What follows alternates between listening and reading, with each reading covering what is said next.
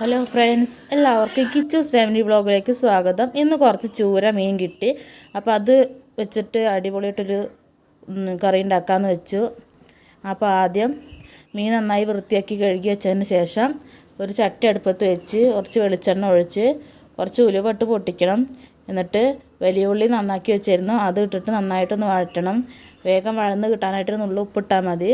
അങ്ങനെ ഉപ്പിട്ട് നന്നായിട്ട് വഴറ്റി തക്കാളി ഇട്ട് വഴറ്റിയതിന് ശേഷം കുറച്ച് പച്ചമുളക്, പിന്നെ ഇഞ്ചി, വെളുത്തുള്ളി, പെരുംജീരകം ഒക്കെ ഇട്ടിട്ട് ചതച്ച് വെച്ചിരുന്നു, അതും അതിലിട്ട് നന്നായിട്ട് ഇളക്കി നന്നായിട്ട് വഴന്ന് വന്നതിന് ശേഷം 2 സ്പൂൺ മുളക് പൊടി, 2 സ്പൂൺ മല്ലിപ്പൊടി, 1 സ്പൂൺ മഞ്ഞൾപ്പൊടി ഇട്ടിട്ട് നന്നായിട്ട് മൂപ്പിച്ചെടുക്കണം.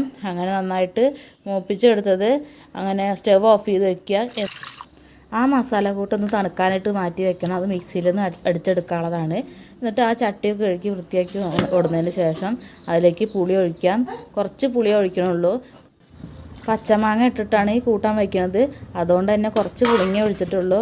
മാങ്ങയ്ക്ക് അധികം പുളി ഇല്ലാത്ത മാങ്ങ ആയതുകൊണ്ടാണ് കുറച്ച് പുളിയാണ് ചേർത്തത്. എന്നിട്ട് കുറച്ച് പച്ചമുളക് അരിഞ്ഞത് അതിലേക്ക് ഇടുക. എന്നിട്ട് അരച്ച് വെച്ച മസാല കൂട്ടും കൂടി ഇട്ടിട്ട് കുറച്ച് ആവശ്യത്തിന് വെള്ളം ഒഴിച്ചിട്ട് നമുക്ക് തിളപ്പിക്കാം.